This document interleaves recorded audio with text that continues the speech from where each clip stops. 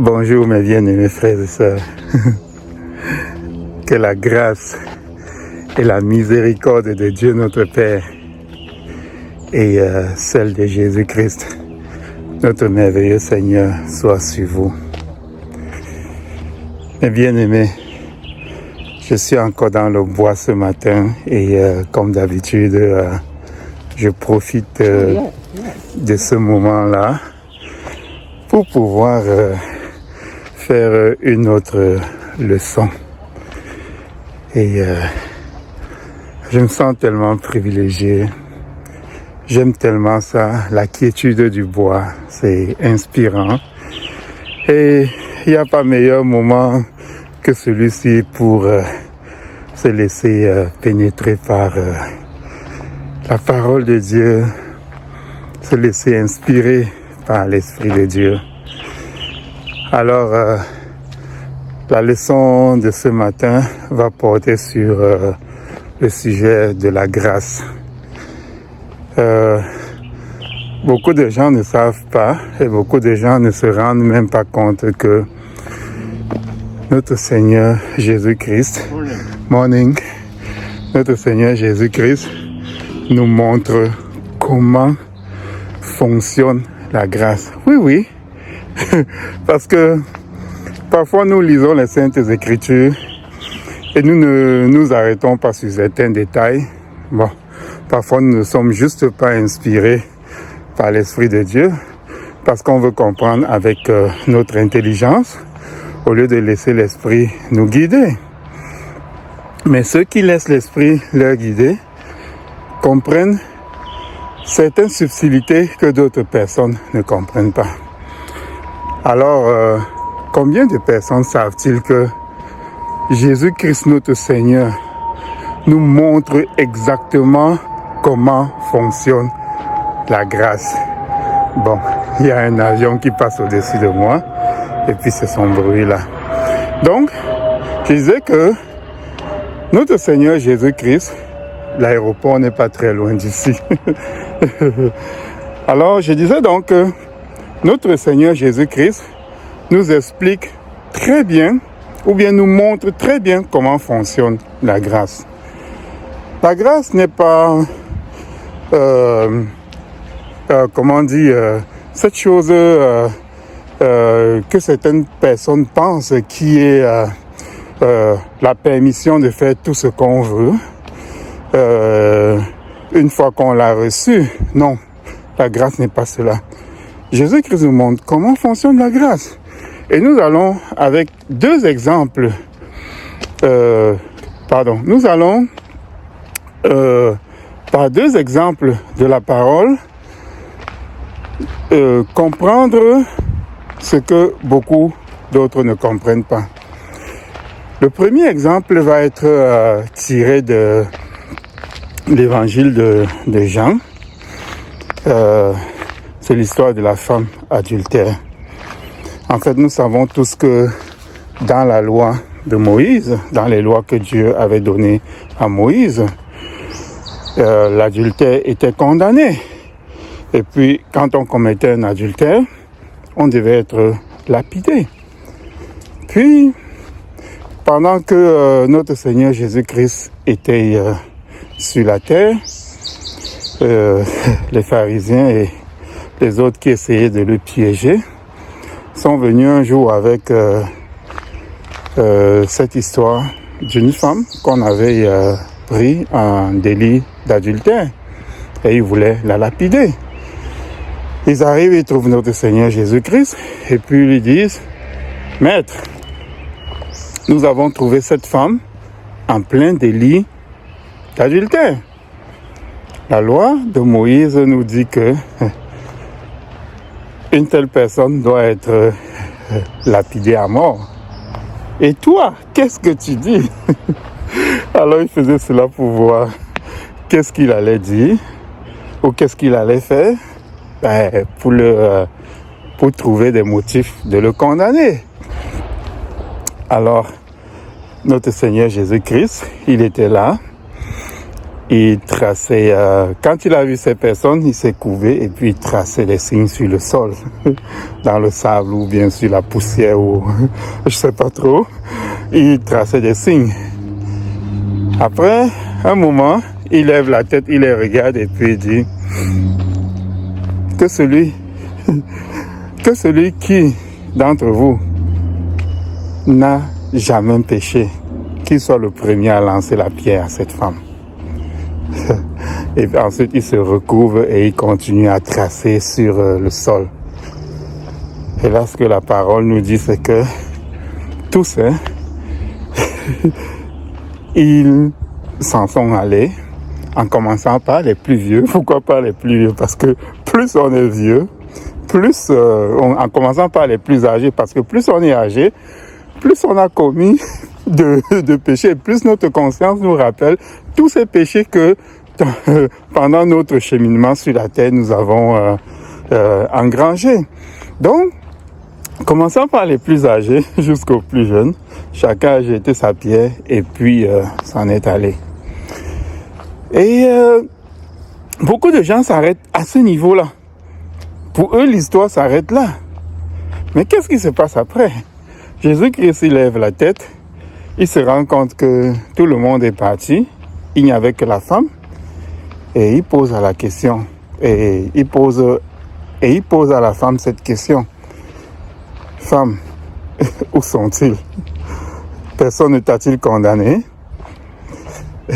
La femme dit, non, Seigneur, personne ne m'a condamné. Il lui dit, moi aussi je ne te condamne pas.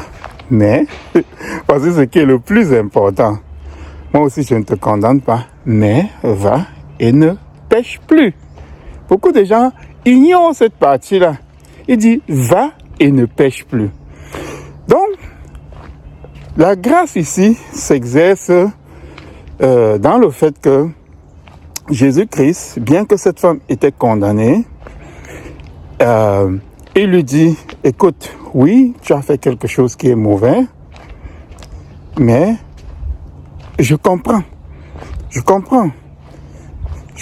j'ai de la compassion pour toi, je comprends, mais je te donne une autre chance. La grâce est ça, donner une autre opportunité.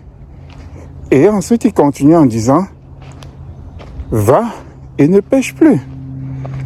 Il vient montrer que si elle pêche encore, la loi va s'exercer. Donc, la grâce n'efface pas la loi.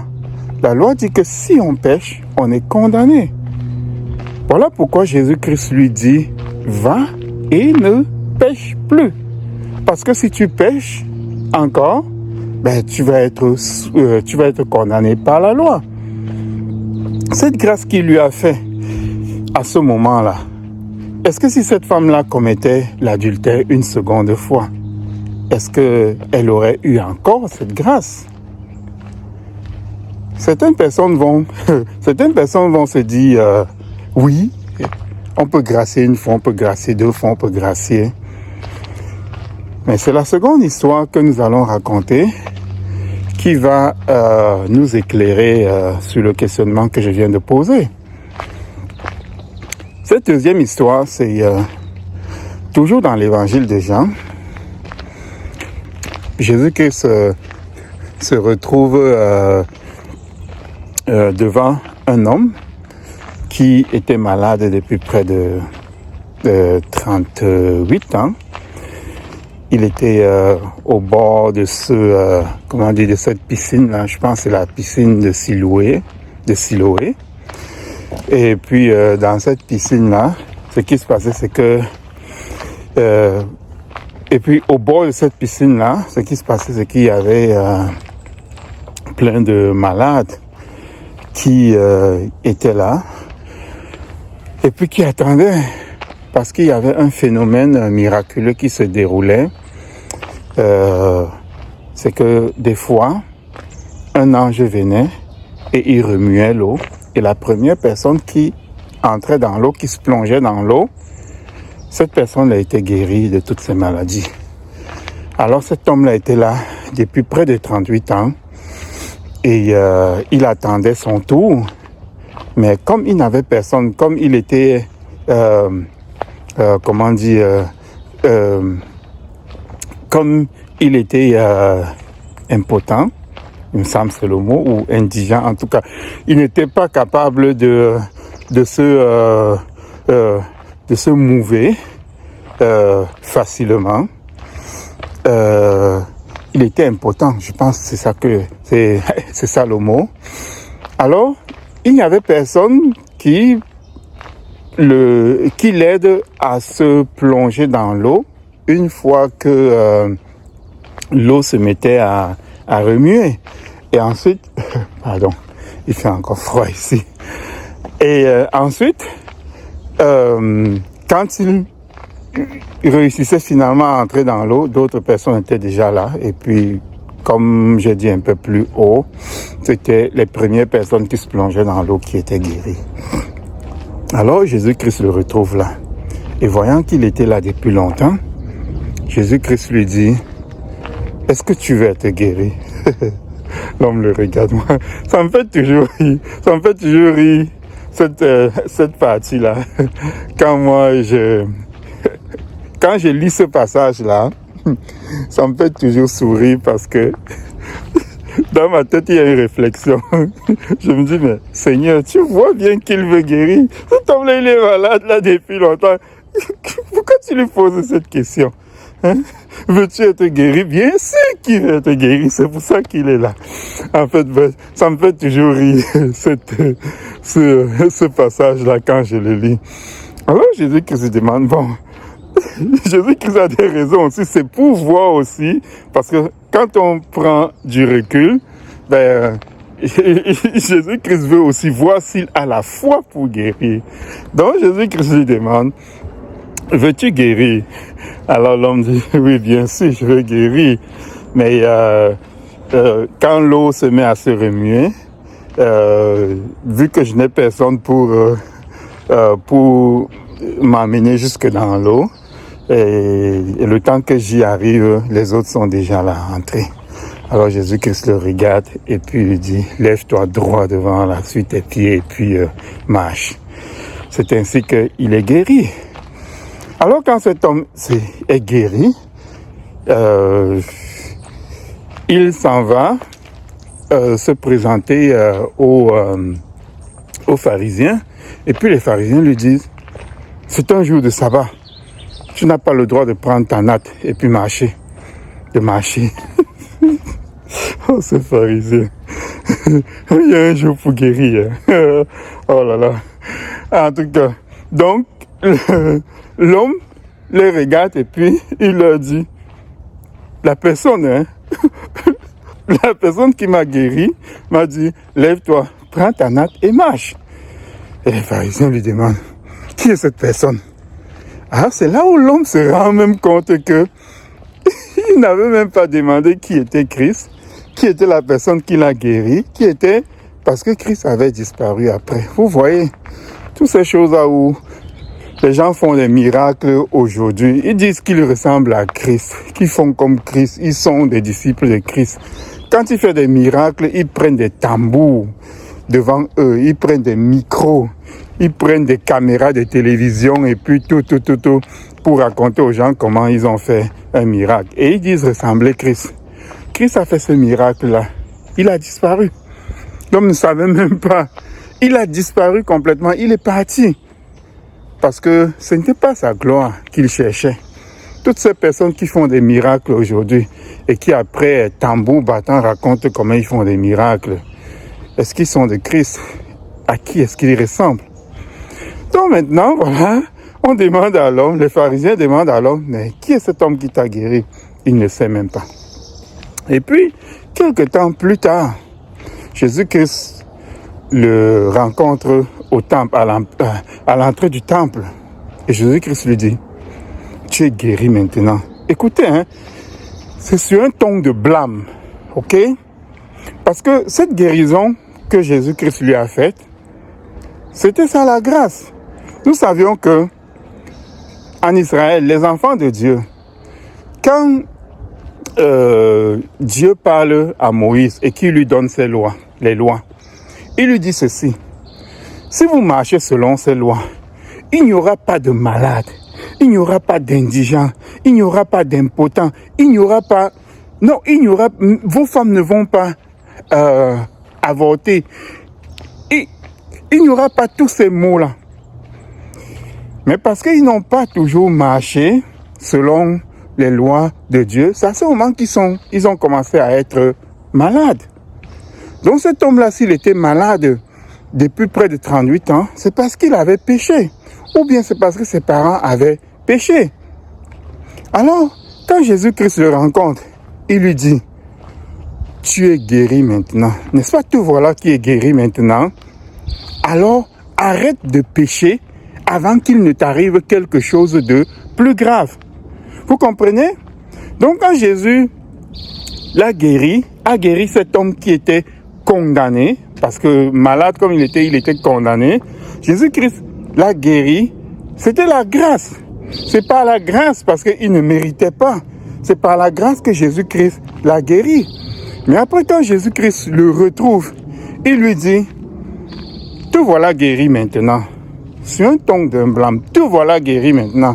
Alors, arrête de pécher avant qu'il ne t'arrive quelque chose de plus grave. Voilà comment notre Seigneur Jésus-Christ est en train de nous enseigner comment fonctionne la grâce. La grâce nous est donnée, mais il faut qu'on arrête de pécher. Sinon, il va nous arriver quelque chose encore plus grave. Oui, mes frères et sœurs, la grâce n'abolit pas la loi. La grâce n'abolit pas la loi. Sinon, c'est le chaos. Sinon, c'est le chaos. Regardez un peu. Quand même dans notre société, nous, les humains, une personne est condamnée à mort parce qu'elle a peut-être commis un crime ou bien parce qu'elle a commis plein de meurtres, qu'on le mette en prison et qu'on le condamne à être exécuté. Supposons qu'un jour, le roi ou bien le président lui fasse grâce et qu'on lui dise, ok, tout ce que tu as fait là, tous les meurtres que tu as commis, tous les crimes que tu as commis sont effacés. Voilà, c'est ça la grâce, on te laisse en liberté. Mais est-ce que ça veut dire que le crime ou bien le meurtre est accepté? Est-ce que le crime ou le meurtre est accepté? Est-ce que si cet homme s'en va et tue encore, on va lui dire, ah non, parce qu'il a eu la grâce du président ou bien du roi une fois, on ne va plus le condamner à mort? Mais non. Non. S'il est sauvé ainsi de cette mort et qu'il ressorte de prison et qu'il ressorte du couloir de la mort et qu'il recommence à tuer des personnes, je suis désolé, mes frères et sœurs. Je suis désolé parce que cet homme-là, il va repartir dans le couloir de la mort. Et là, il va être exécuté cette fois-ci. Les araignées, je suis dans leur domaine. C'est juste normal. Pardon de détruire votre toile. Mais devant mes yeux, il faut que je voie aussi. Donc, cet homme-là, s'il fait cela, il va se retrouver encore dans le couloir de la mort. Ainsi donc, mes frères et sœurs, non. La grâce n'abolit pas la loi. Jésus-Christ nous le montre à 2 reprises. La grâce n'abolit pas la loi. Devant la femme adultère, il la regarde et puis il se met à sa place. Lui, notre Seigneur, qui voit plus loin que nous, il a peut-être vu les conditions dans lesquelles cette femme vivait. On ne sait pas sa vie. Nous ne savons pas sa vie. Et puis nous levons un matin sans connaître ce qu'elle vit, ses misères et puis tout. Et comment Satan, l'ange de lumière, Satan, agit sur elle. Et non, sans même essayer de comprendre les combats spirituels qu'elle peut avoir en elle et puis tous les autres, on se lève parce que la loi a dit que il faut lapider une telle personne. On oublie que même nous-mêmes aussi, nous faisons face à ce genre de problème-là. Et puis on prend une pierre, on veut la lapider. Mais notre Seigneur Jésus-Christ qui comprend tout ça, il lui fait grâce, mais il lui montre quand même que la loi n'est pas abolie. Parce qu'il lui dit, va et ne pêche plus. Parce que si tu pêches encore, la grâce ne va plus s'appliquer sur toi. La grâce ne va plus s'appliquer. Tout comme il a dit à cet homme-là. Il lui dit, tu es guéri maintenant, donc tu as eu ma grâce. Alors, arrête de pécher avant qu'il ne t'arrive quelque chose de plus grave. Donc, mes bien-aimés frères et sœurs, la grâce est là pour, pour juger avec équité. La grâce est là pour que la loi s'applique avec équité. La grâce est là pour que la loi s'applique avec compassion. La grâce est là pour assouplir les choses. Mais la grâce n'est pas là pour abolir la loi. Sinon, c'est le chaos. Imaginez-vous une société humaine sans la loi. Qu'est-ce qui se passe? C'est le chaos total. Et si une société humaine sans loi est chaotique, à plus forte raison, ces sociétés humaines qui sont imparfaites, à plus forte raison, la société divine, c'est-à-dire la nation que Dieu veut créer, le peuple de Dieu, est-ce qu'il veut le chaos? Est-ce que Dieu veut le chaos? C'est pour cela que les lois vont toujours subsister. Mais comme il nous le dit, cette fois-ci, les lois vont être inscrites dans notre cœur de telle façon que nous allons les pratiquer de façon automatique, de façon naturelle. Et en plus, avec l'adversaire, Satan, qui va être puni et jeté dans les temps de feu, et plus personne pour nous inciter au péché. À ce moment-là, nous allons suivre ces lois sans aucune tentation. Donc voilà un peu. Lisons les Écritures avec l'aide de l'Esprit Saint. Le Seigneur Jésus-Christ nous a promis ce consolateur-là. Le Seigneur Jésus-Christ nous a promis cet instructeur-là. Et il est là. Nous n'avons qu'à demander. Nous n'avons qu'à demander. Et à bien demander. Et ensuite, il va nous éclairer. Oui, quand on lit la parole de Dieu, il ne faut pas juste choisir ce qu'on veut entendre ou bien ce qu'on veut voir. Il faut essayer de voir plus profondément. Et l'Esprit nous aide à voir plus profondément. Ces gens qui nous font croire que une fois que nous avons la grâce, c'est fini. On peut pécher, on peut faire ci, on peut faire ça. Non, non, non, non. Ce n'est pas comme ça que Jésus-Christ définit la grâce. Et nous venons de voir par ces deux exemples, la femme adultère et le monsieur malade près de la piscine de Siloé. Nous venons de voir comment notre Seigneur Jésus-Christ traite la grâce. Comment notre Seigneur Jésus-Christ voit la grâce. Donc, mes bien-aimés frères et sœurs, voyez la grâce aussi de cette façon. La grâce comme étant une action de Dieu qui nous sauve de notre mort, la mort dans laquelle le péché d'Adam nous a mis, mais qu'ensuite, nous devons arrêter de pécher si nous voulons rester dans cette grâce. Nous devons arrêter de pécher selon que la loi de Dieu veut que nous ne péchions pas. Voilà un peu ça. Non, la grâce n'abolit pas la loi. Et j'espère vous avoir éclairci sur ce point. Alors, je vais continuer ma marche dans la forêt. J'espère sous la bénédiction de notre merveilleux Père. Et vous aussi, mes bien-aimés frères et sœurs, soyez bénis. Amen.